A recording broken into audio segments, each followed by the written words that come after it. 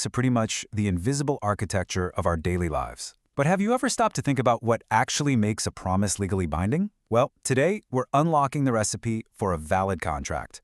And our guide for this is one of India's most foundational laws, the Indian Contract Act of 1872. So let's get into it. So let's start with this. You promise a friend you'll grab dinner next week. Then you sign a rental agreement for a new flat. I mean, both are promises, right? But what's the real legal difference between them? When does a simple promise cross that line and become something a court of law will actually enforce? This is the core problem the law of contracts is here to solve. And right here, you can see the two worlds we're talking about. On one side, you have those social promises. The casual stuff between friends that runs on trust and goodwill. But on the other, you've got commercial agreements. Here, the stakes are way higher, and the whole point is to create an obligation the law will back up. The Indian Contract Act is what helps us figure out exactly where that line is drawn. To really understand this, we need a formula. And lucky for us, the Act gives us a really clear and simple one. Turns out, every single legally binding contract is built on just two key components. Okay, so the first part of our equation is an agreement. This is the starting point, the foundation, and it's basically just a meeting of the minds. As Section 2E of the Act puts it, this happens when one person makes a proposal, an offer, and another person says yes. That's the acceptance. It's really that simple. Offer plus acceptance equals an agreement. But here's the catch.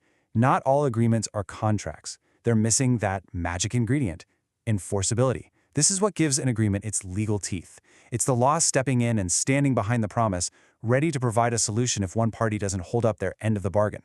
Without this, you've just got a promise. With it, you've got something way more powerful. And there it is, the core equation, defined right there in Section 2H of the Act. An agreement, when you add legal enforceability, becomes a contract. This is such a key distinction to remember. All contracts are agreements, but, and this is a big one, not all agreements are contracts. It's that second element, enforceability, that changes the whole game. This chart really breaks down that difference perfectly. An agreement, that's just an offer and an acceptance.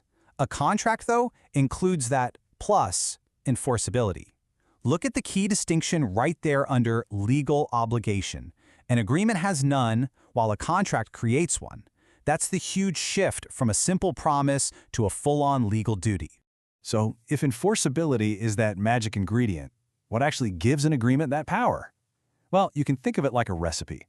To make a valid, legally sound contract, you need a specific set of essential ingredients, and you need every single one of them. Now, the Act lists about 10 essentials, but we can group them into 4 main steps to make it easier. First, you've got the deal. That's a clear offer and acceptance. Second, the value, or what the law calls lawful consideration. Basically, this just means each person has to give something of value, whether it's money, a product, or a service. Third, the people involved have to be legally able to make a contract and agree to it willingly. And finally, the purpose of the contract has to be legal. Makes sense, right? Okay, but there's one more subtle ingredient that isn't explicitly written down in the Act, but it is absolutely crucial, especially when we're talking about those promises made between family or friends.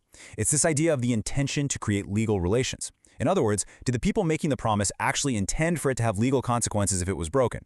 This whole idea was really cemented in the famous case of Balfour versus Balfour. Here's what happened. A husband promised to pay his wife a monthly allowance while they were living apart for a bit. When he stopped paying, she sued him, but the court said no.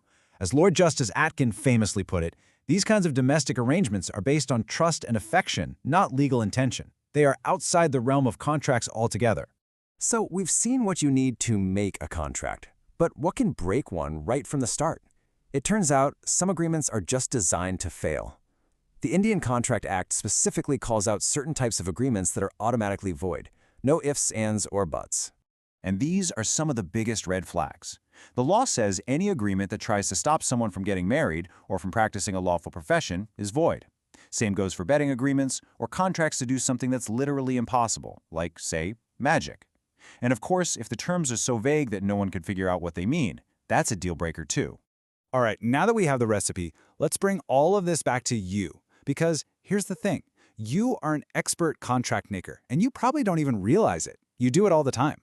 So let's do a quick quiz. Think about the last time you went out to eat. You ordered food, you ate it, you paid the bill. Was that simple interaction a legally enforceable contract? Yes, absolutely. This is a perfect example of what's called an implied contract.